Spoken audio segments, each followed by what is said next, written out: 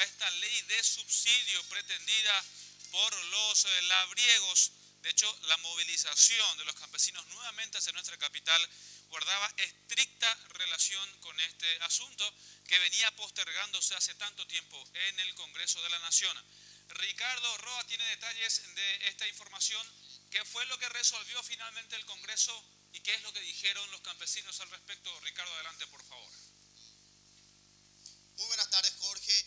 Y luego de conocer la votación en la Cámara de Senadores, los dirigentes campesinos muy enojados manifestaron de que no van a pagar sus deudas que tienen con el sector público y tampoco los que tienen con el sector privado. Apuntaron directamente sus críticas al sector que lidera Mario Aldo Benítez. Dijeron que no existe ninguna diferencia entre ellos y el presidente Horacio Cartes. También afirmaron de que van a movilizarse y van a tomar algunas instituciones si el Ejecutivo no cumple con la Ley de Emergencia Nacional Campesina. Escuchemos lo que decía Jorge Galeano al respecto. Marito Cuejeo ni convocar, Serenoi, ellos la diálogo y Yapu, cartera ubea, dojoy la diálogo, jacarte, dojoy a ver, jacoana, acuerdo ni muy de acuerdo y que tu denuncia o traicionar a campesino. Pero establecer las acciones colectivas en todo el país. Daikatu y gente y oñembo, oye cortar luz, hagan miles de compatriotas a putar puto muy bien.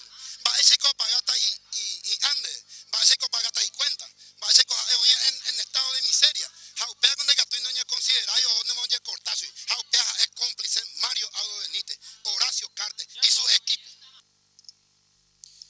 Para lograr el rechazo al veto se necesitaban 23 votos, pero varias ausencias y abstenciones, principalmente de la disidencia colorada, fue clave para que quede ratificado el veto presidencial.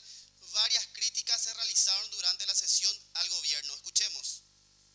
Acompañamos el veto en razón de los argumentos ya suficientemente debatidos. Este proyecto de ley es sumamente importante.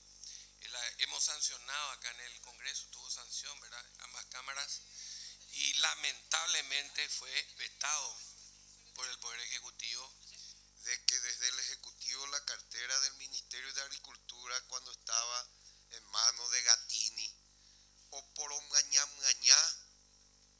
para que la deuda y tanto el tema de la garantía o garantizar la comercialización de su producto quede en manos de empresas privadas y financieras o bancos privados. Una ministra de Hacienda no puede sostener una ministra de Hacienda insensible como la lea esta.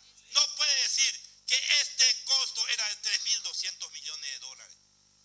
Y varias veces ya le desafiamos a quien sea, a Cartes y sus paniaguados, a que demuestre que la deuda vencida del pequeño productor pasa 30 millones de dólares y ellos hablan de 3.200. Antes del inicio de la sesión en la Cámara de Senadores, los campesinos intentaron marchar por el microcentro, pero la policía les impidió invocando la ley del marchódromo. Los campesinos acusaron al gobierno de represor y de coartar su derecho a manifestarse. Por mi parte es todo, Jorge, volvemos contigo. Muy bien, gracias Ricardo, gracias. Situación que involucra entonces a los campesinos, evidentemente muy molestos con la decisión asumida por el Congreso, lo que en realidad ya se venía hablando hace varias semanas. De hecho, posterior al veto, era admitido esto incluso por sectores del Frente Guasú, que no existían los votos para aceptar, para rechazar en realidad el veto del Poder Ejecutivo.